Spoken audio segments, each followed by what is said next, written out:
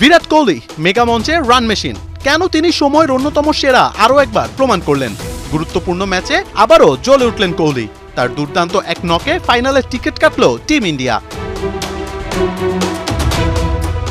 অজিদের বিপক্ষে 265 রানের টার্গেটে মাত্র 43 রানেই আউট রোহিত শর্মা এবং শুভমান গিল। ম্যাচ হেরে যাবার খানিকটা শঙ্কা যখন জেগে ওঠে, তখন ঢাল হয়ে দাঁড়ান কোহলি।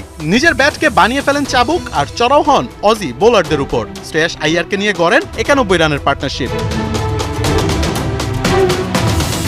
গ্যালারিতে ভালোবাসার মানুষ আনুশকা শর্মা লাইফ পার্টনারের সাপোর্টে একের পর এক 4 ছক্কায় মাতিয়ে তোলেন দুবাইয়ের গ্যালারি। 53 বলে তুলে নেন নিজের 50। Adam Zampa, Nathan Ellis, Glenn ম্যাক্সওয়েলরা দিশেহারা কোহলির সামনে। ভালো বল দেখে স্ট্রাইক রোটেট এবং খারাপ বলকে সীমানা পার। বিরাটের ব্যাটিং এক কথায় মাইন্ড ব্লোয়িং। পাকিস্তানের বিপক্ষে ছক্কা মেরে করেছিলেন সেঞ্চুরি। ম্যান ইন ব্লুদের হয়ে আরও একবার বিরাটের সেঞ্চুরি দেখার অপেক্ষা ছিল কোটি ভক্ত, কিন্তু অল্পের জন্য ম্যাজিক্যাল ফিগারটা ছোঁয়া হলো না তার। অ্যাডাম জাম্পাকে মিডনের ওপর দিয়ে ছক্কা মারতে গিয়ে ডোয়ার সুইসের হাতে ধরা পড়েন কোহলি। আউট হবার আগে খেলেন 98 বলে 84 রানের এক কার্যকরী ইনিংস। মাত্র 86 স্ট্রাইক রেটে ব্যাট করা কোহলি মারেন 5টি চার।